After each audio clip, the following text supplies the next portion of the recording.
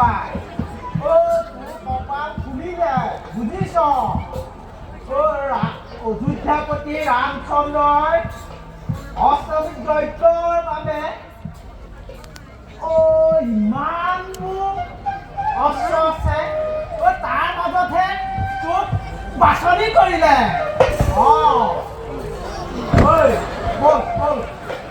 শিক্ষে গৈ ৰজা ওচৰত